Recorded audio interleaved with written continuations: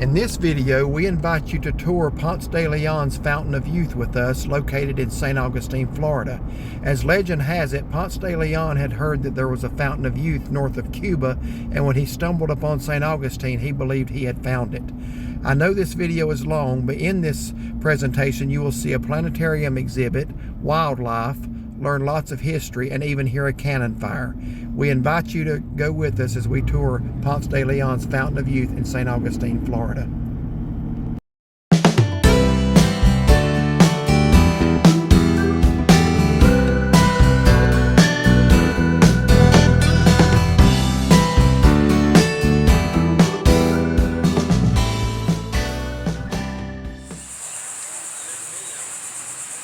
Well, folks, when you get to be our age, you're willing to try anything in order to reverse the effects of aging, so that's what we are doing this morning.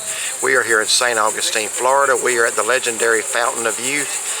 As legend has it, Ponce de Leon, when he came ashore here in 1513 and called this La Florida, which means Festival of Flowers, it later became known as the state of Florida. The legend has it that he had heard that there was a Fountain of Youth located here, and he was seeking to find it to never grow old. So don't know if it's going to work, but we're going to try it. It's worth a try, isn't it? It's definitely worth a try. Yeah, so we're going to go in here to the Fountain of Youth in St. Augustine, so go with us. Now right there they do give you a sample of the water here. I've had it before. It needs to do something to reverse aging because it's pretty bad tasting. And I actually have us a cup of cold bottled water because just in Florida you need them. So I figured I'm going to fill it up once we get there. With the Fountain of Youth? Oh yeah. I don't know if they let you do that or not, but we'll see. But a couple of things for information here. This is on the National Register of Historic Places. This is the site of the first colony. This was a Native American. It starts with a T. Here it is. Temucuan village. I'm not sure how you pronounce that. I guess Temucuan. But anyway, that's who first inhabited this area. And I'm going to tell you a little bit more about that later. I doubt what I'm about to tell you is still on display, but it used to be. They have an Indian peacock here, or Indian peacocks.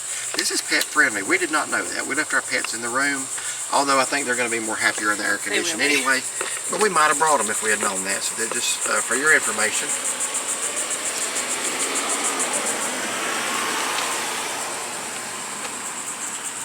Just a little bit of history of the Fountain of Youth. It's been a long time since we've been in here. It has. I used to have this on video. I could tell you a story there. I no longer have the video. You wouldn't believe the story if I told it. So I'm probably not going to do that. We got a peacock roaming the parking lot here. Let's go over here and get this statue of Ponce de Leon.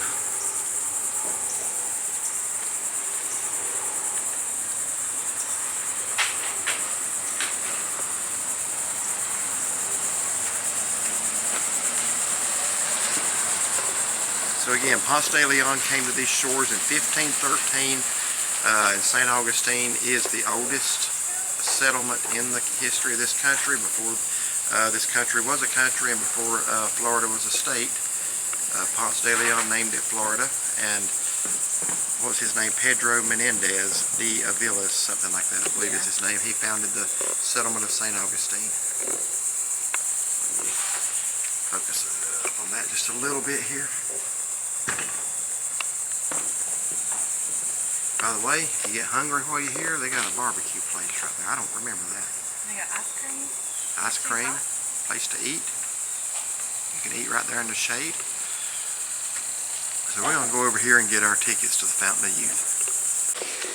Yes. Here is the admission charge. You went to the guy playing guitar though. Yeah. Did you say any request? Well, I didn't ask, but he was good. Okay.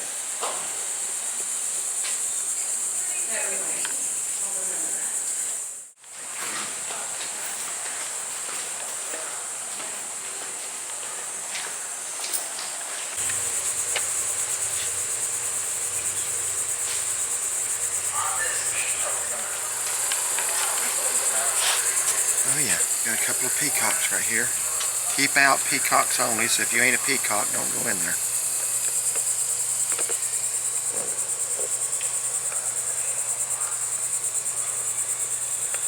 Looks like quite a few from back over in there.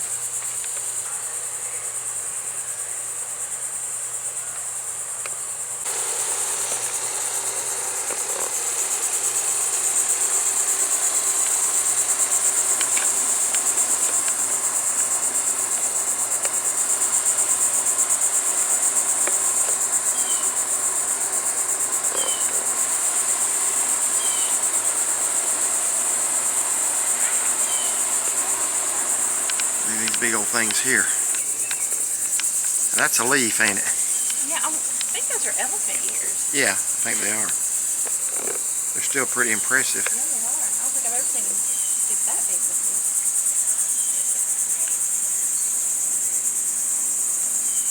Oh yeah, there's a bunch of peacocks back in there. They're even roosting up there on the thing. Yeah, got one sitting here on the ground. He's soaking up the sun.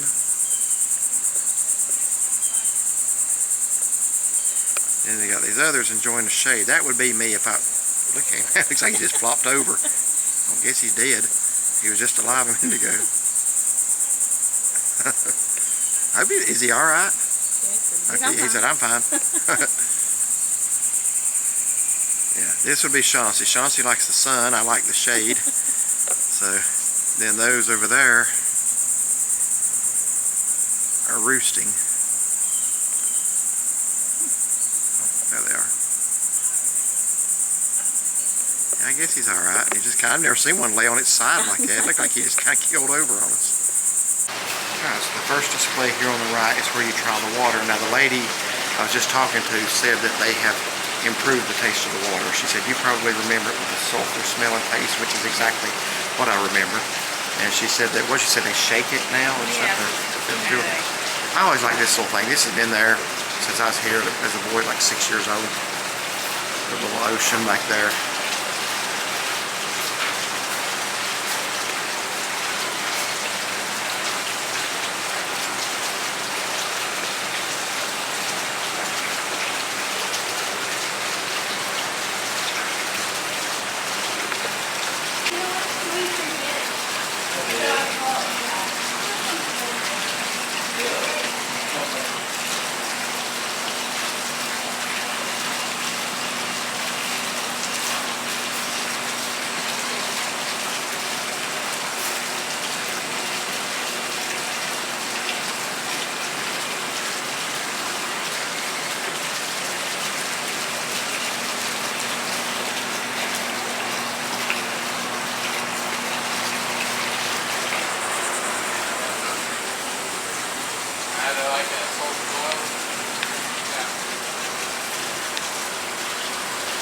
A lot of reading, a lot of informational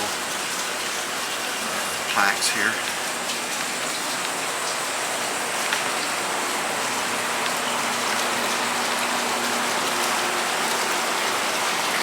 So down here is where you taste the water. The water you'll be drinking from used to come off that natural spring up until the year 1875. At that point, the water level was constantly dropping to the well. Now we are pumping it out to the ground. Okay. Thank you. Alright, folks, here's the moment of truth. We're going to see if Chauncey becomes younger. So march down there and get you a cup of that. I don't need it myself. I still look like I'm 22. Not really.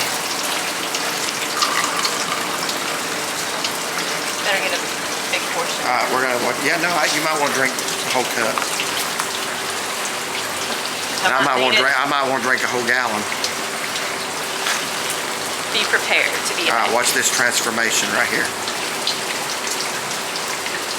Better drink a little more. Still Nothing happening yet. How's it taste? Not quite as bad as I remember. It's still there.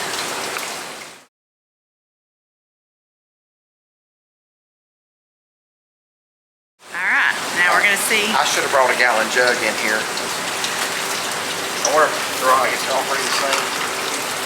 I'll mix it up in case one has more healing power than the other.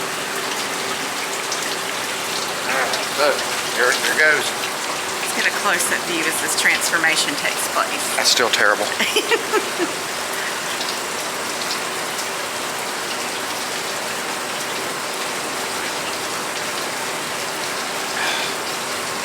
Look at those baby teeth. Did it work? Oh, look at that.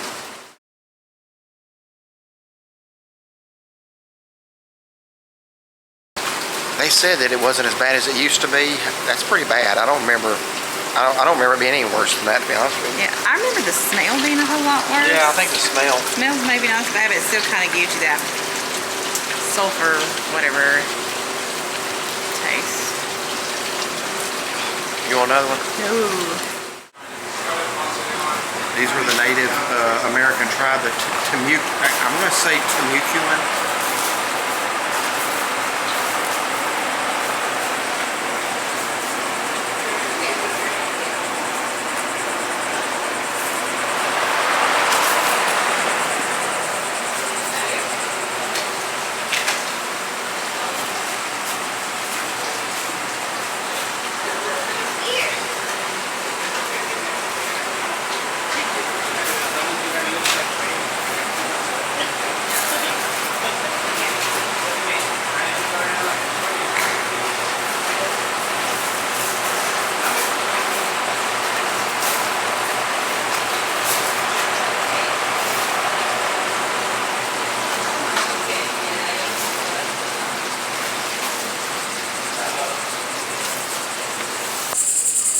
What a pretty little tree that is. Kind of flat, but I like the looks of that.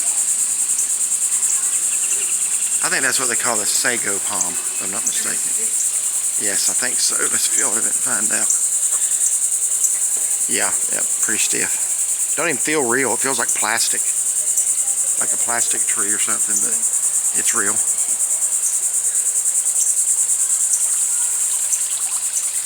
I think you're right. Maybe the smell's not as bad, but that taste, I can't tell they've improved that taste any. Do we go this way or which way do we go? There's an arrow pointing to the right. Okay. You look lovely. Do I? You do. I like that hairstyle. Do you? And the color. Thanks. I don't like the fact you got a spear though. Yeah, you better be talking nice to me.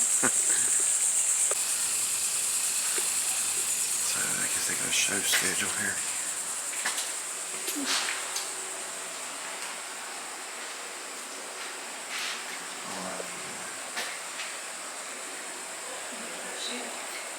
Yeah, yeah. Can you ready to start?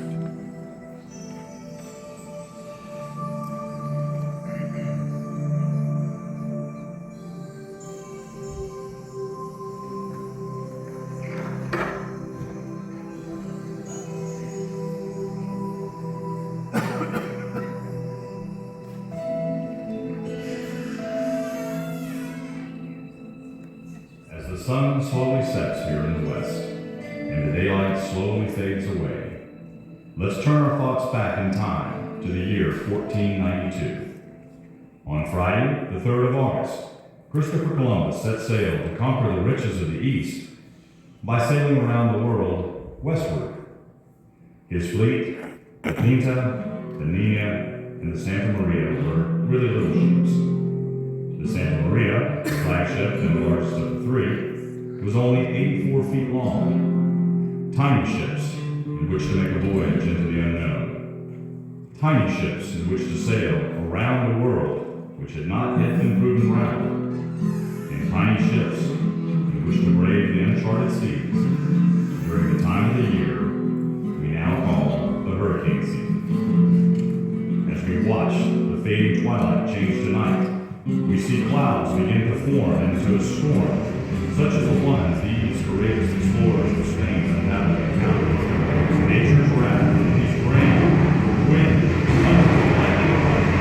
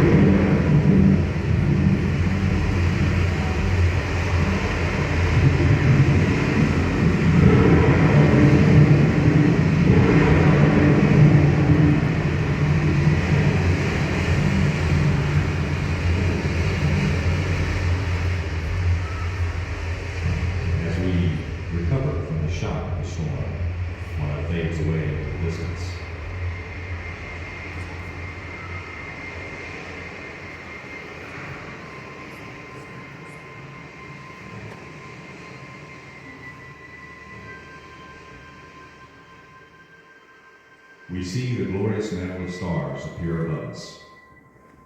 the very same stars seen by Columbus and Ponce de Leon. And over here, the same moon which they saw, the Milky Way, that vast cloud of many, many stars which seems to circle the earth. The same moon, the same Milky Way, the same stars used by travelers since the early days of man as signposts. Signposts that carried Columbus and Ponce de Leon to the New World, and in 1513 guided Ponce de Leon to these shores as he searched for the fabled Fountain of Youth. Early man also noticed that the stars appeared in groupings, which we call constellations, and he learned to use the constellations as map-like guides for finding the bright stars. Here, in Ursa Major, the Big Bear, we find the Big Dipper. Here is the handle, and here are the stars of the cup of the Dipper. Man, since the dawn of history, has used these two stars as pointers to help him find Polaris, the North Star. He also learned to use the Big Dipper as the hand of a big clock in the sky, for it makes one revolution around the North Star in 24 hours. Here is Ursa Minor, the Little Bear, or Little Dipper. Here are the stars of its handle, and these are the stars of the cup, all very dim stars, except the North Star, here at the end of the handle on the tail of the Little Bear. And way over here is Scorpio, the Scorpion. Here is its long curved body, and here are the two stars close together which form the stinger at the end of its tail. Here is its yellowish giant star, Antares, many times larger than our sun. Here is Sirius, the swan, or as it's sometimes called, the Northern Cross. Here are the stars of the vertical member of the cross, or the neck of the swan. And here are the stars of the cross arm, or the wings of the swan. Down here in the tail of the swan is its bright star, Danube. Over here, close to Sirius, is Vega, the brightest star we can see in the summer sky. Long before the time of Columbus, wise men had noticed that the stars seemed to rise in the east and set in the west. Just as I'm indicating with my pointer. We know that this travel of stars from east to west is only in apparent motion and is actually caused by the turning of the Earth in the other direction. However, the important fact they observed, a fact of overwhelming value to the traveler, was that month after month, the same stars passed directly over the same islands, or harbors, or treasure ports, so that the seaman need only set sail towards a star over his destination to guide him there. We're going to make believe that we're down in the center of the Earth, looking outward towards the continents. Notice how this makes the continents appear to be backwards. Here is the continental United States. Here, Florida. And about here, St. Augustine. We're going to turn on the line with a large white dot where St. Augustine is located. There. Now we can see how the stars pass over Florida, and how every so often a star is over St. Augustine. As one star guide sank in the west, he replaced it with another, which also passed over his island or other destination. Later, they observed that when the angle between the horizon and North Star remained the same as they traveled, they were sailing on an east-west course. It happens that this angle between horizon and North Star is the same number of degrees as the latitude of the place from which one makes the measurement. As we see here on the scale in the sky, here at St. Augustine, this angle is nearly 30 degrees, and our latitude in St. Augustine is 29 degrees, 59 minutes, or nearly 30 degrees. Now we'll turn on some lines to show how it was their custom to sail southward to the 30-degree latitude line, just above the Canary Islands, and then sailing westward until they reached St. Augustine by keeping this angle between North Star and horizon always 30 degrees. During the day, they used the sun as their guide. The instrument used by Columbus and Ponce de Leon to measure this angle is called the astrolabe, like the one I hold in my hand. I sight through holes in the movable protractor arm at the North Star, and again I find that the angle is 30 degrees. The records of Columbus' voyage show that he kept the angle of the North Star very much the same in his astrolabe all through the voyage. Ponce de Leon made use of Columbus' famous navigator, Anton de Aluminus, on his trip in search of the Fountain of Youth, and it is from a record of an astrolabe reading of 30 degrees 8 minutes, later corrected to 29 degrees 59 minutes, that we're able to document the landing here in St. Augustine of Ponce de Leon on April 3rd in 1513. A record of the voyage is found in documents prepared for Philip IV of Spain by Antonio Herrera, royal historiographer, and published in 1601. Now, we're going to set the sky so it will appear to us as it appeared to Ponce de Leon and his sailors on the night of April 2nd, 1513, the evening before they landed on these shores. To do this, we're going to use a set of lines called celestial coordinates. They're very much like latitude and longitude lines on the Earth. Here are the declination lines, which are like latitude. And here are the hour circles, which are like longitude. When the hour circle 10 reaches the meridian, the sky will be set for the night of April the 2nd.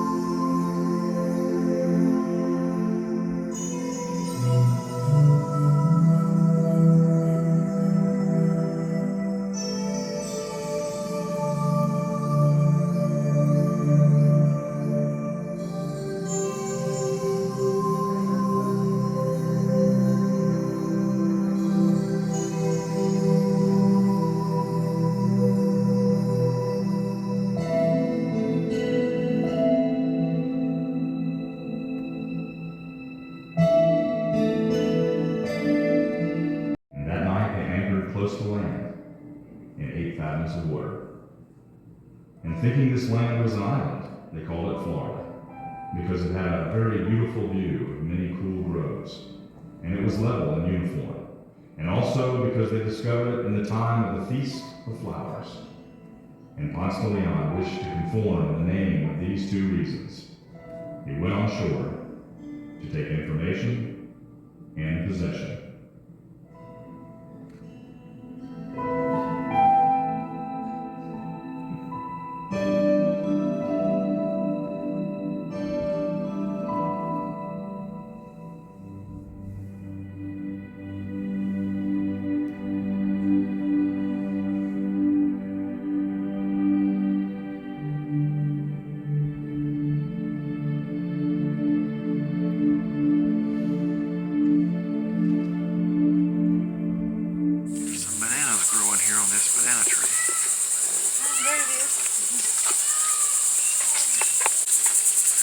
Say a few things about this once we get up there.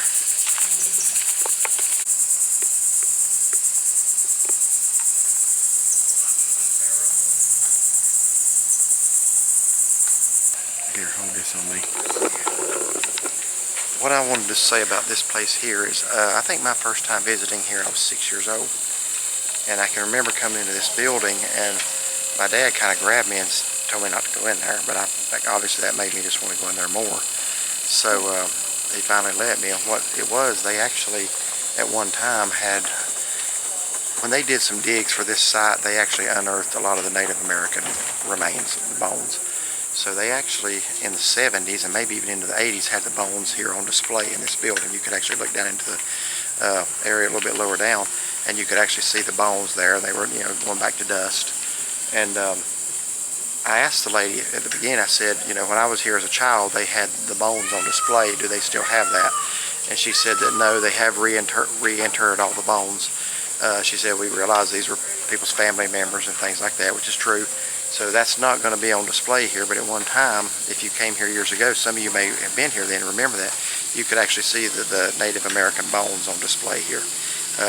So we're going to go in here now. I'm not sure how they have it set up, but I think she said, what else did she say about that? That they've actually done digs here since then, maybe found more. Yeah, the Smithsonian. But they're basically, I think she said they're reinterred underneath this site. So, yeah. And that this was where they were going to put the basilica or the mission, but they didn't because they didn't want to put it over sacred burial grounds. So it's actually located in another part of the park.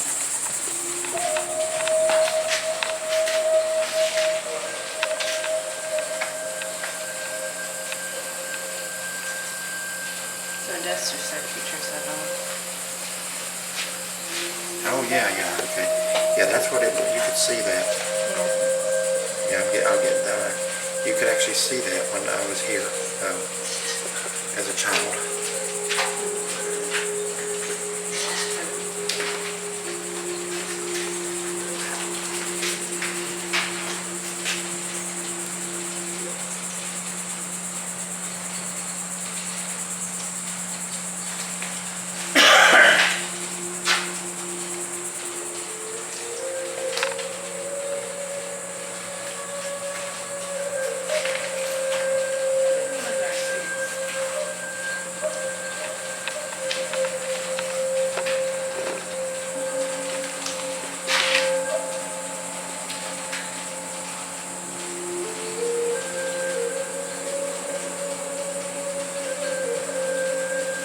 It's interesting how many different beliefs there are about what happens after death. Yeah, these are some of the pictures of what you could see years ago. I hope these are not disturbing to anyone. This is part of the history of the park. But it's something how many different beliefs there are about the afterlife, and as reflected on that last sign. And of course, as we know, the scriptures teach that the person who is saved and in Christ and receives Christ by faith is absent from the body and present with the Lord, and those who don't are separated from God for eternity. So that's the clear teaching of Scripture, and it's just very interesting. But it seems like every culture just about on earth has some belief about the afterlife.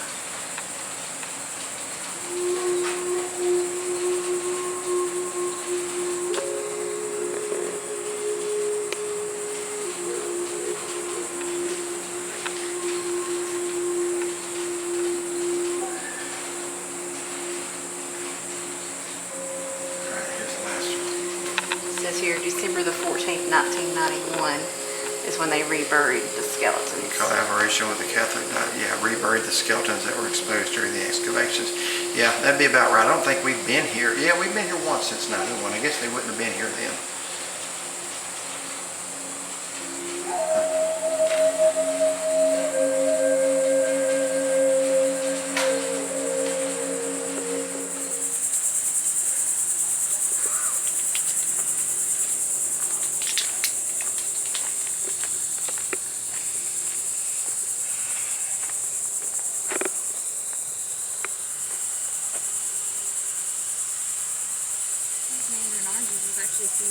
That are still green. Let me get that. The planting of this type of tree led to an important anthropological and archaeological evidence in this property. So that's actually the planting of these trees here were how they discovered this was a Native American area where they lived. So I guess that's when they started to dig and found the remains. Yeah.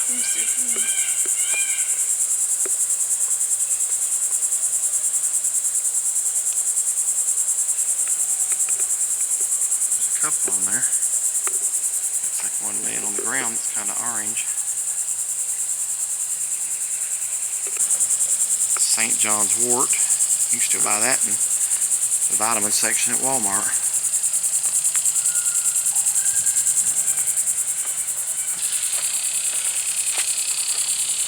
Elderberry. A lot of people take elderberry for their health. It's for congestion, sinus problems, and colds. Well, that's interesting there. How would they have discovered that except by trial and error? The elderberry is poison. It has to be prepared a certain way. I didn't know that. It's like, how would you discover that? It's like, okay, if somebody eats it and gets sick or dies, why would you continue to mess with it, you know?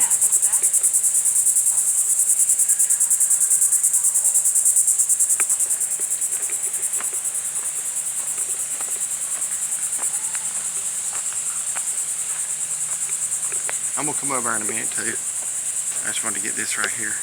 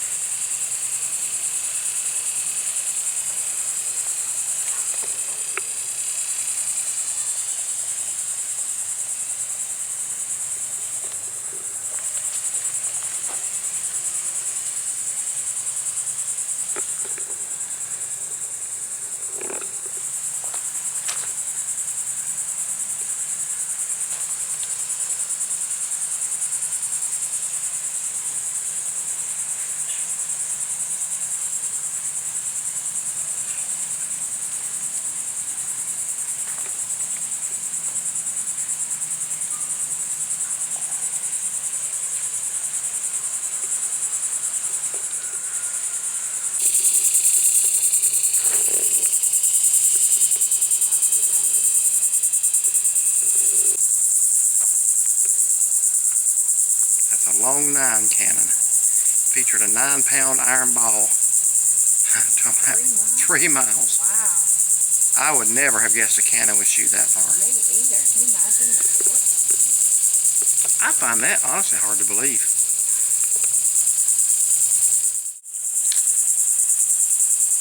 I still don't believe that.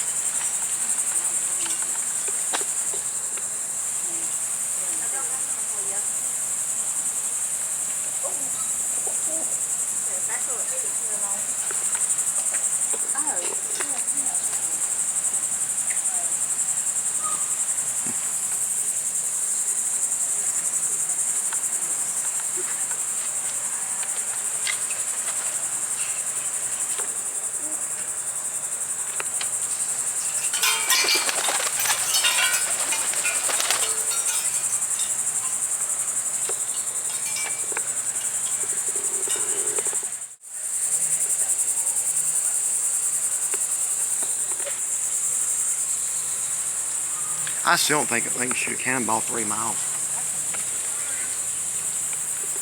I mean, I'm no cannon expert, but that's just very hard to believe.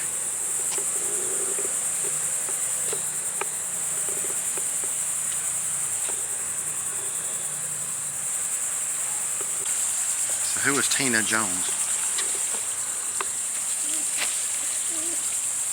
Oh, that's what these big urns are called.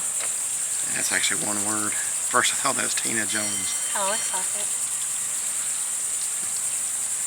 I'd say that J is probably silent. I don't know. Tina Honis. I don't know. What's this over here? I hear spring or something. A bird bath. Here is Chief Saturawa.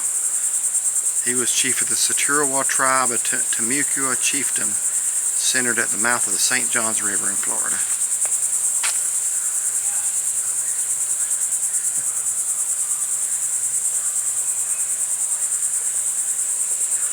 And I don't think I'd want to mess with him.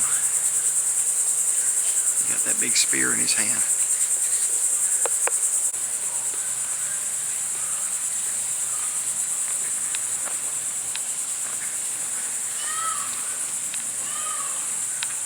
Oh, look at this canoe. I know, they made it right out of the tree.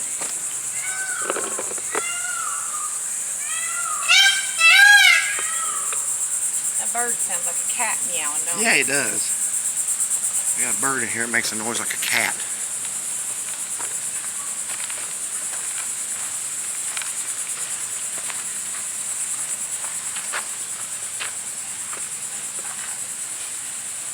Probably not going to be able to read all that. Maybe if you got a big TV, I don't know.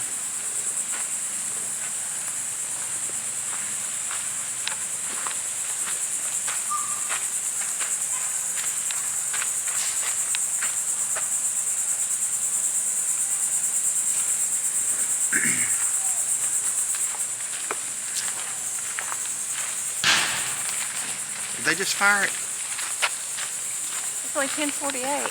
I hope we didn't miss that. It's supposed to be at 11.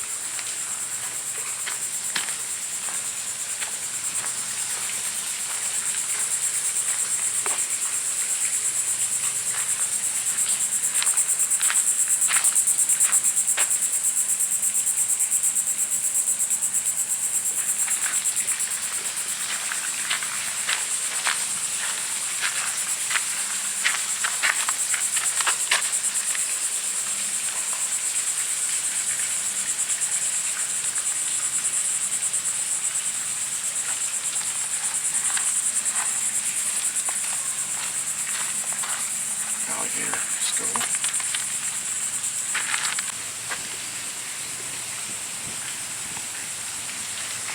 Morning. Morning. Did they just fire the cannon over there? The cannon's going to start at 11 o'clock. Yeah. That's across the field next to the Watchtower. Okay, I thought we heard something. That was the arquebus. Okay, thought we'd missed it. Yeah, there's two black powder demonstrations down there, cannon and musket. Okay, thank you.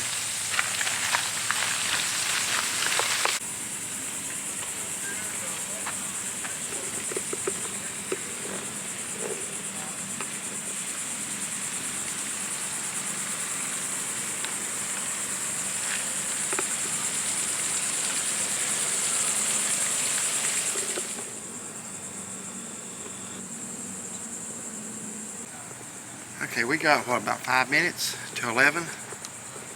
So we're gonna stick around and watch them fire the cannon. So I will go ahead and have a warning now. There's probably going to be a loud noise coming up very soon. So, in fact, here's a warning right here.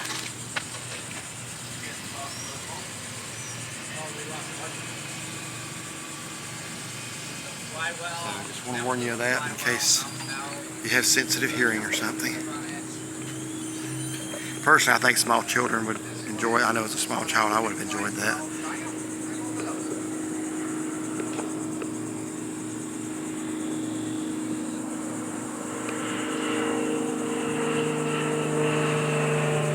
My name's Geronimo. Hello, Geronimo. Yep, today we'll be demonstrating a few historical weapons for you. Yay! Alright, let's try this again. Yay! Yay! I like y'all. Alright, where to begin? Okay, who here can tell me what this is called? Crossbow. A crossbow, that's right. Now the crossbow was invented around 600 BC in China. And during this time, this was considered to be state-of-the-art weaponry. Yep, up until about the mid-1500s. By then, it became obsolete. Now, when something becomes obsolete, it becomes cheap. Anybody can afford to own a crossbow for little to almost nothing. And this is important. Why? Well, I'm glad you asked, mister. I was about to tell you. Thank you. Yes, it's important, folks, because explorers like Ponce de Leon and Pedro Menendez, they weren't rich folk. No! And they had to fund their own expeditions. And they can get pretty pricey. Think about it. They had to pay for their ships, their rowboats, their weapons, their armor, the gear, the food, the clothes, the crew, the list goes on. It will get pricey. Yes, lucky for them, there are all these investors who are well aware of their intentions on these expeditions. They know they're going out looking for gold. You'll see there is no sighting system on this, so I like to focus on the tip of the boat to help guide me.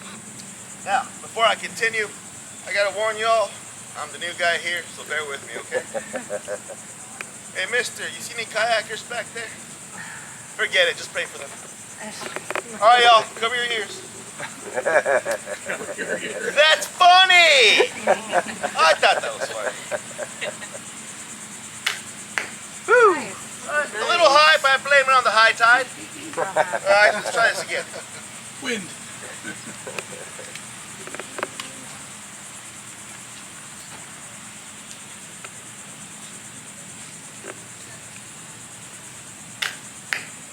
Nice. Well, hey, if that was a wabbit, we'd be eating tonight. Y'all get the point, though, right? That was supposed to be funny. All right, time for cannons. Enjoying the park? Yes. Yeah, I'll get that magic water.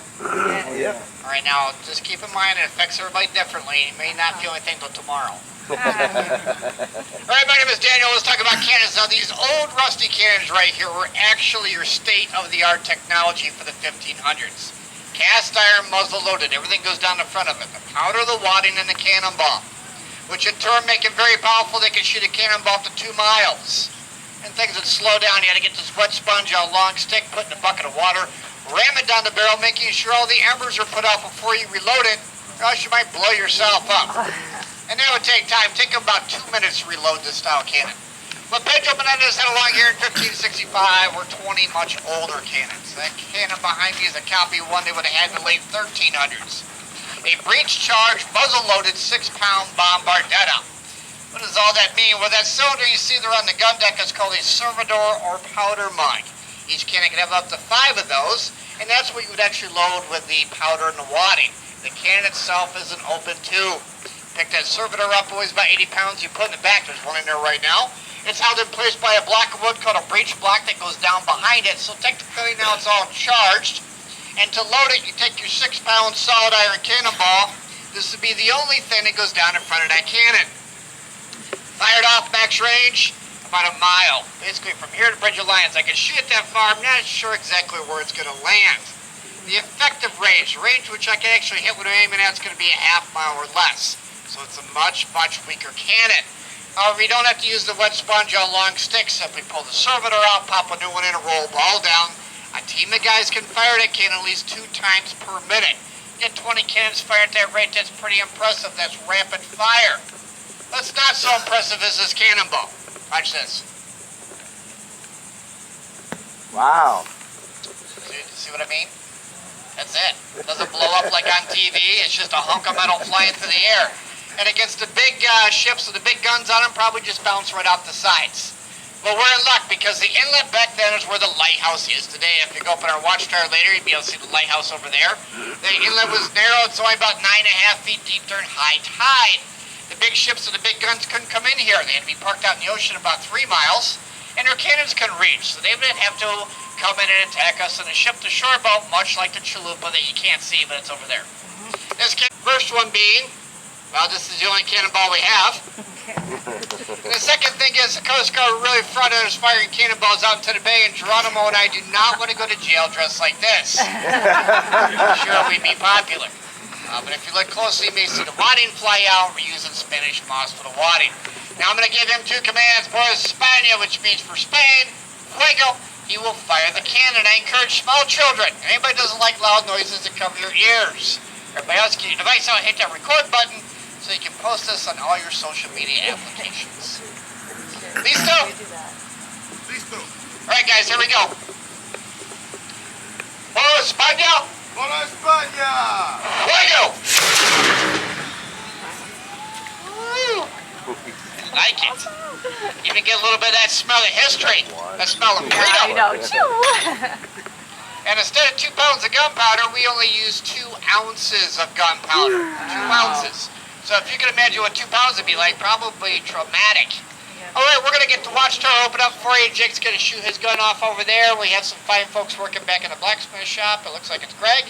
I hope you enjoyed our presentation, and I hope you enjoy the rest of your time here at the Fountain of Youth Archaeological Park. Thank you. Thank you. Okay, we're We're now on the top of the Watchtower that's constructed right next to the cannon firing demonstration. So we're up a little bit higher than ground level, and you can see a beautiful shot of the Bridge of Lions in downtown St. Augustine. You can see a boat tour.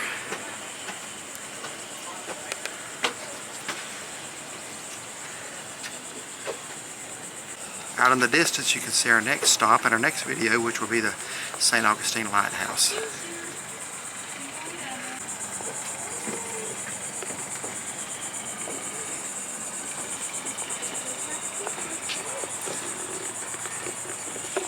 You can see where Matanzas Bay empties into the Atlantic Ocean.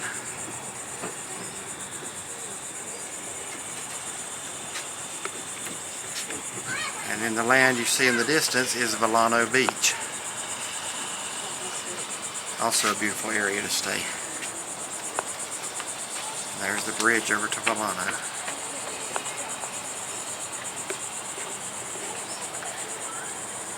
And right at the base of Villano Bridge, I don't know if you can see it, is the Villano Bridge Fishing Pier, or Villano Beach Fishing Pier. It's on the Intracoastal.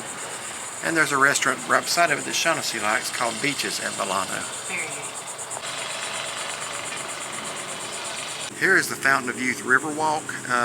We're not going to do it because of time's sake. We want to go grab some lunch and head to the lighthouse and still have time to do more of downtown St. Augustine. But it looks like a very beautiful walk. I would think you would have a pretty good shot of seeing some alligators in there from time to time. We were just up in the Watchtower there. We did not see any from up high, and we were looking.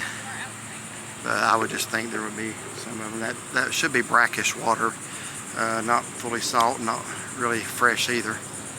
But I would imagine there's alligators in that.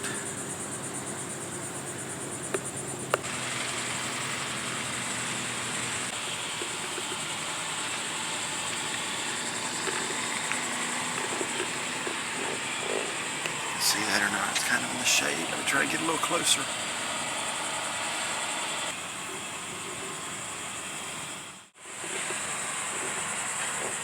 I love those mossy oak trees. That's probably, other than palm trees you want to see when you come to Florida, I like seeing those mossy oaks. They are very pretty.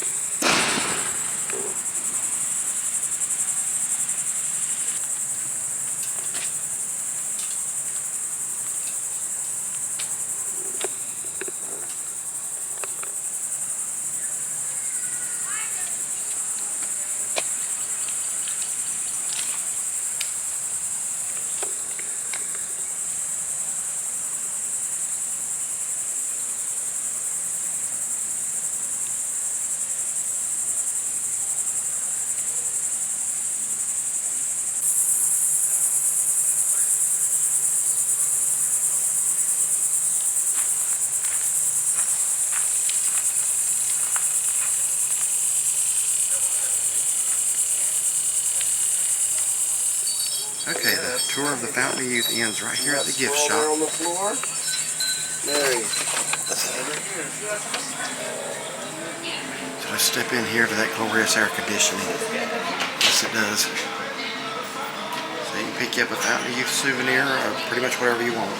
Salt, pepper shakers, spoon holders, piggy bank, cups, little bells. Man, they got a good variety of little souvenirs here.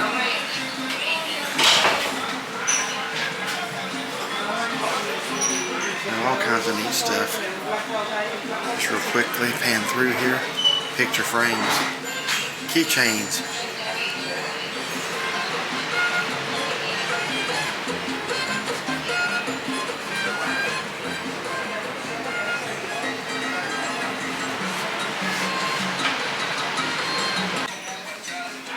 And of course some toys for the kids. Got little sword sets, Cherokee bow and arrow sets. You can get those all over Cherokee. Pretty neat.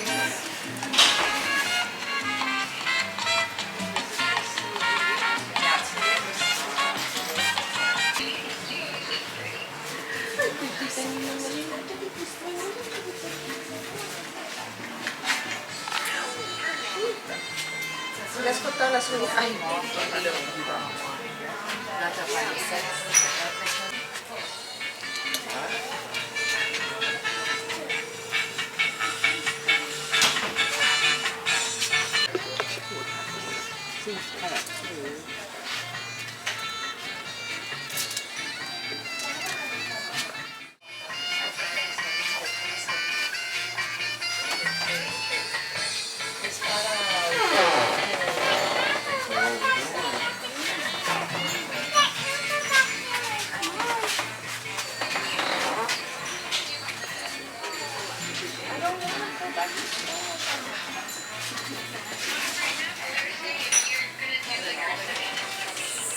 Well, we just finished up our tour of the Fountain of Youth. I would say we were there, what, 2 hours?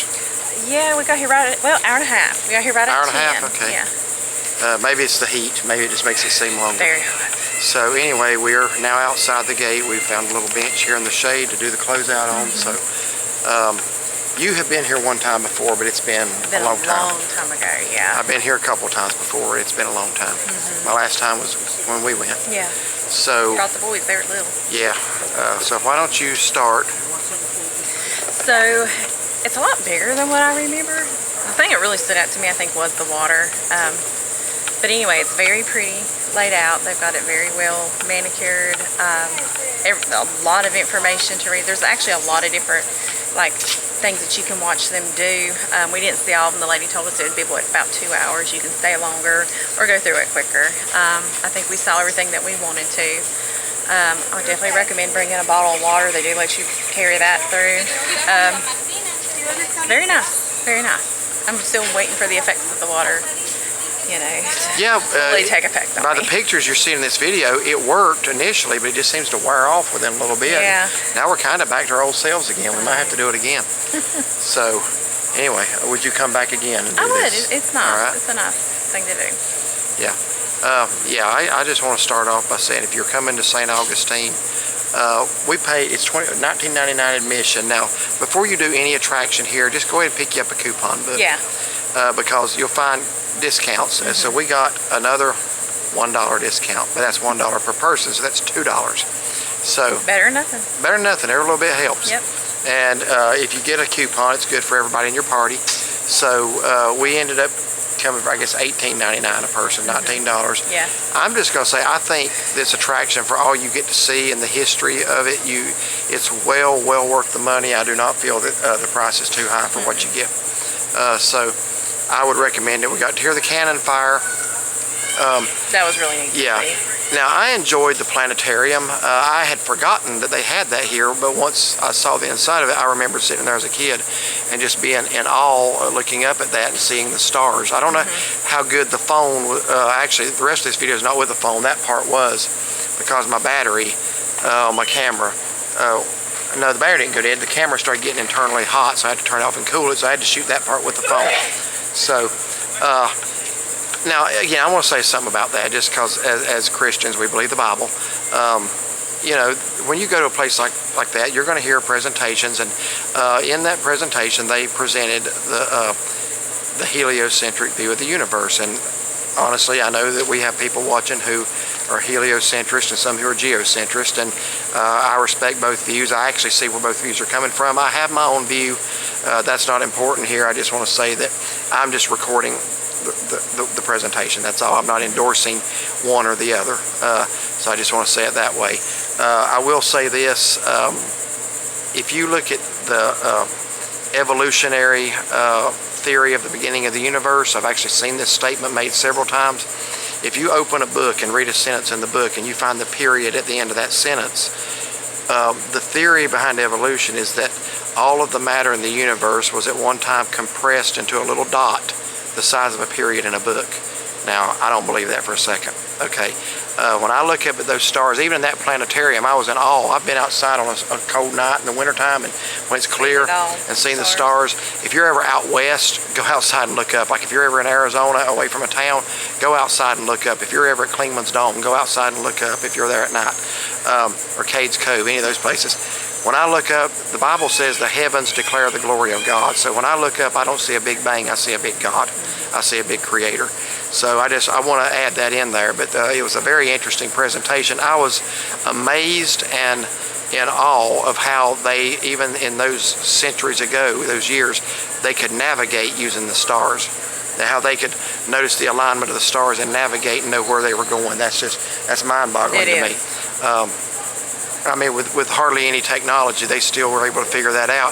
I believe that's the intelligence that God put in man. God created us as a creation separate from the animals. We have the ability to reason. And I'll tell you, animals have some pretty amazing abilities too. How a bird can fly south thousands of miles from home and fly back to the same area, and it's amazing. That's a creator. That's not accident. That's not something that just happened or evolved. That's something that God put in us. So when I see something like those stars, I'm amazed at the power and the glory of God. Would you agree with that? Absolutely. So I just want to put that in there. And again, I'm not endorsing any view of the universe except the creative view. I don't care if you're heliocentrist or geocentrist. I don't fall out with you either way. So we had a guy come up to us on Siesta Key the other night, rode his bicycle past 100 people, stopped to talk to me. And, we're setting up our tripods yeah. to do the sunset. So he comes up to me and he says, now you see that sunset? The sun was just about to go down. He says, I believe the sun and the moon are approximately the same size. So I knew exactly where he was going. I looked at him and said, are you a flat earther? He said, I sure am. I said, well, I respect your right to believe that. I'm not a flat earther. If we have a flat earther watching, I respect your right to believe what you want. I just don't think the evidence points to it. But anyway, I think the geocentrist or heliocentrist there's a little bit more give there, that you could look at it either way. We have a man that used to go to our church. He is a high school science professor. And he is probably the most educated man I know. He believes the sun and the earth both move in relation to each other. So, and he has reasons that are above my head. He's explained it to me. So anyway, I would just say that I think this is a very enjoyable park. Yeah, definitely. It's a very enjoyable experience. I feel like we got our money's worth today. I think this is a must-see if you come to St. Augustine. I had forgotten how expansive it was, but really did enjoy it. So anyway, wish the water had lasted a little longer, but it is what it is. They actually sell it in the gift shop too, by the way. Yeah, they sell it in the gift shop. I don't know why anybody would want to buy it. But you got to try it if you're here. It'll put a frown on your face, and I don't know what else. But anyway, that's all for this video. If you like it, like and subscribe. And find us on Facebook. And have a blessed day. A little something for you here. This is a little interesting thing. This tree is called the Old Senator, and it is actually on the grounds of a motel called the Villa 1565. I stayed here as a boy when this was the Howard Johnsons. It's now the Villa 1565. This tree called the Old Senator is a live oak, and it is reputed to be well over 600 years old. So basically that would mean it was here when Ponce de Leon discovered St. Augustine, or discovered Florida. So here it is.